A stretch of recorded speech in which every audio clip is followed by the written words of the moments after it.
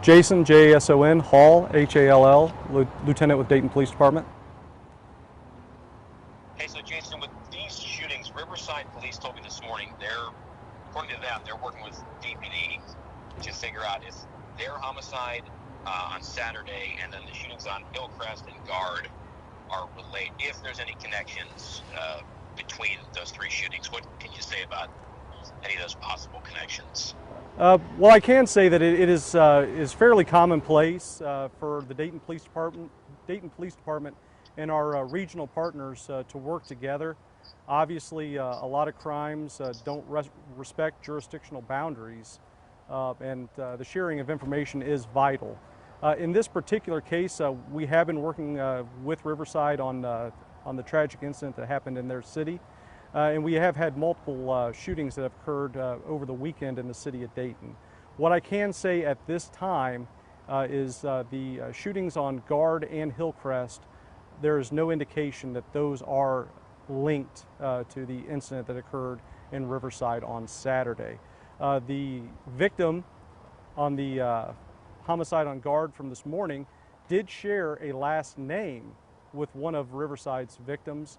But we have not been able to show any conclusive evidence of a family relationship. And as of right now, the investigation into both incidents has not intersected. Okay. Is there any link between the one on Hillcrest and the one on Guard this morning? There is not. Okay. So I can give a. Oh, go ahead, sir. I was going to say, what happened with the one on Guard this morning, and do you guys have any suspect either in this one or the one on Hillcrest?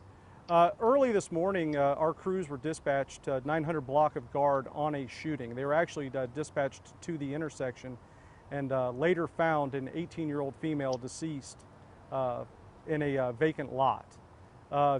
Homicide detectives responded and began their investigation. A very exhaustive investigation led us to a person of interest who has been arrested and booked into the Montgomery County Jail on one count of murder. Those charges will be presented to the Montgomery County Prosecutor's Office in the coming days for formal charging.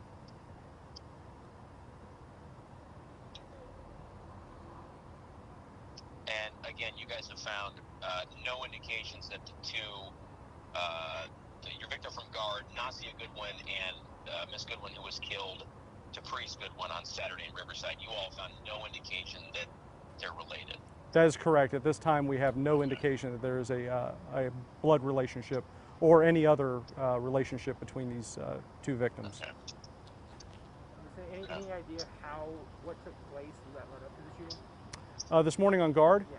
It's still very early in the investigation. Obviously, motive is a prime concern for us. We do want to know why it happened.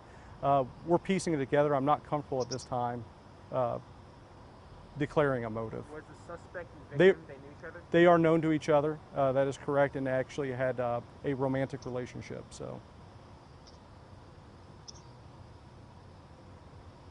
And you did say that the person of interest who was arrested and charged with one count of murder, Jason, that's for the Guard shooting, correct? That is correct. That is for the murder of Hillcrest. Nasia Goodwin, sorry.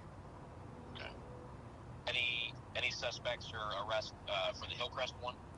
Not at this time. Luckily, the victim in that particular incident did suffer very traumatic, life-threatening injuries, but is at this time expected to survive. That was at the Hillcrest one? That is the Hillcrest one, correct. Okay. And just to be clear again, you guys have found no connection between either all three of these shootings, Guard, Hillcrest, and Riverside. There's also no connections you have found between Hillcrest and Guard. That is correct. Okay. Everybody good?